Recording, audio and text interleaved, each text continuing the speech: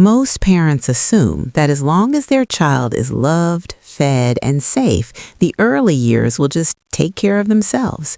But your child's brain is doing something far more time-sensitive than most people realize. Before age 3, there are certain developmental windows when your child's brain is especially open to building emotional security, language, and self-regulation. And once those windows begin to narrow, catching up becomes harder. Not impossible, but harder. And the scary part? Most loving parents don't even know these windows exist.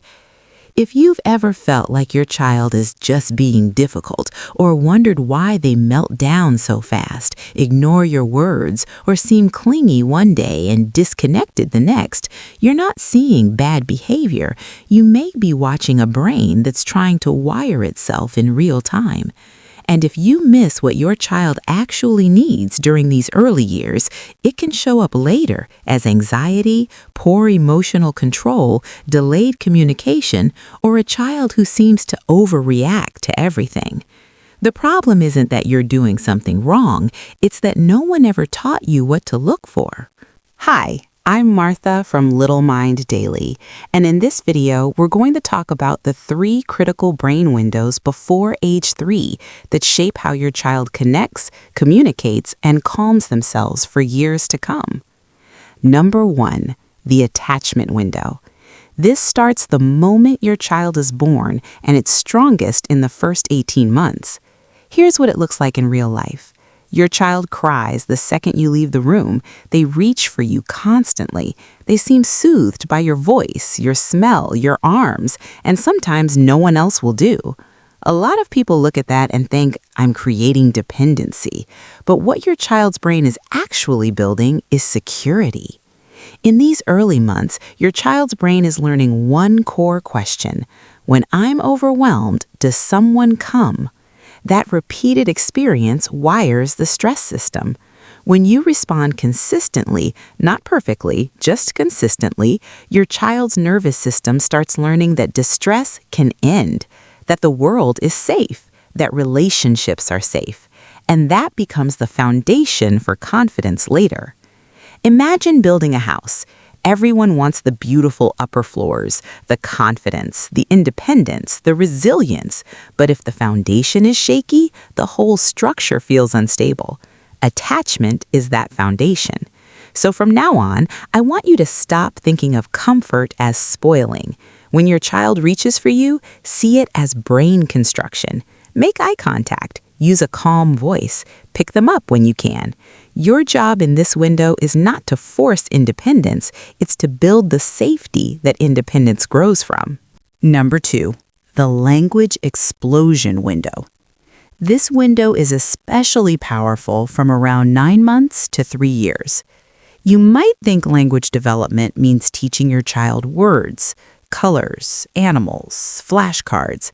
But the truth is, your child's brain is not learning language from information. It's learning language from interaction. If your child points at something, babbles, looks at your face, brings you a toy, or repeats sounds over and over, that's not random noise. That's your child trying to start a conversation before they can fully speak. And every time you respond, their brain strengthens the pathways for speech, understanding, and social communication. This is because the language centers of the brain grow fastest when your child hears responsive, back-and-forth speech, not passive noise, not background TV, not even educational videos by themselves, real human interaction. It's a lot like learning tennis. You don't get better by watching the ball bounce on a screen. You improve by hitting it back and forth with someone. Language works the same way. Your child needs the return. So here's exactly how you do this. Narrate what's happening in the moment. If your child points to a dog, say, "Yes, that's a dog. The dog is running." If they babble, answer as if they said something meaningful. Pause. Let them respond. Turn everyday moments into tiny conversations. That's how language gets built. Number 3, the co-regulation window. And this may be the one almost no one talks about enough.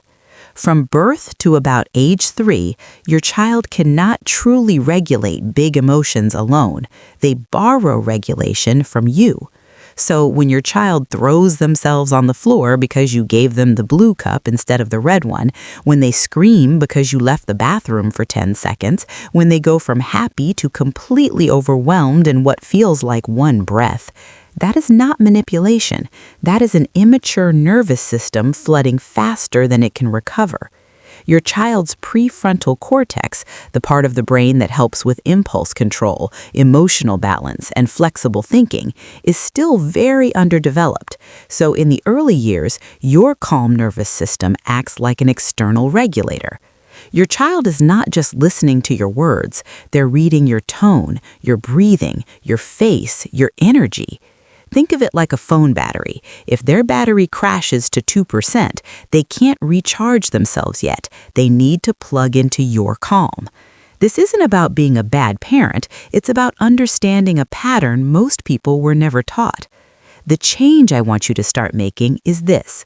When your child escalates, lower your voice instead of raising it. Get physically close if it's safe. Use fewer words. Say, "You're upset. I'm here." Don't rush to teach in the middle of the storm. First regulate, then guide.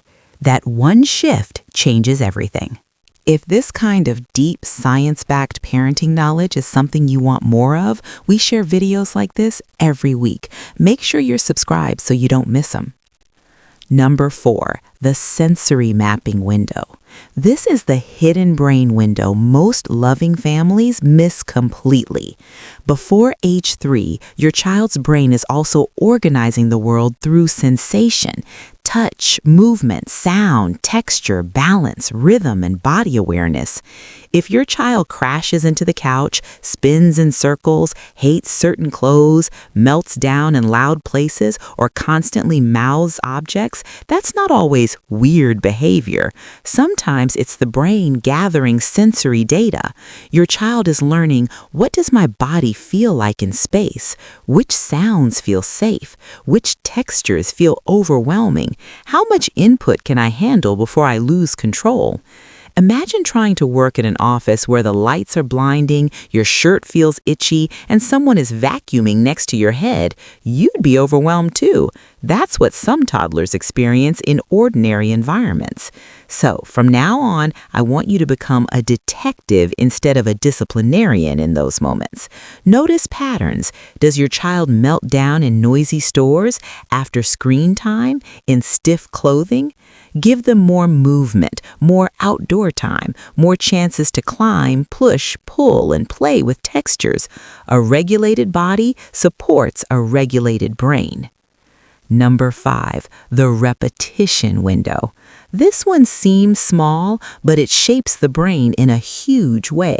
If your child wants the same book 14 times, the same song every car ride, the same bedtime order, the same phrase over and over, it can feel exhausting. But repetition is not stubbornness, it's brain wiring. In the early years, your child's brain builds strong pathways through repeated experiences. Predictable routines and repeated words create efficiency. That's how the brain says, this matters. Keep this connection.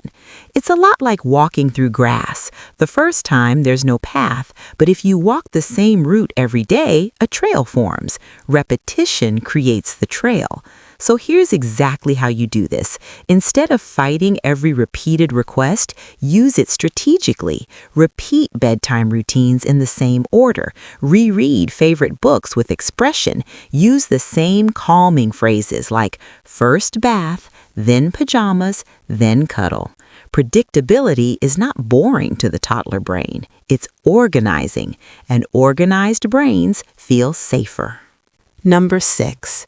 The repair window. This may be the most comforting one of all, because you are going to miss moments. You're going to be tired, you're going to snap sometimes, you're going to misunderstand your child. That does not mean the window is lost. One of the most powerful things your child's brain can learn before age 3 is not that you're perfect, but that relationships can be repaired. If you are harsh and later you come back, kneel down and say, "Mommy was frustrated. I'm sorry. You didn't deserve that. Let's try again." Your child's brain learns something extraordinary. Rupture does not mean abandonment.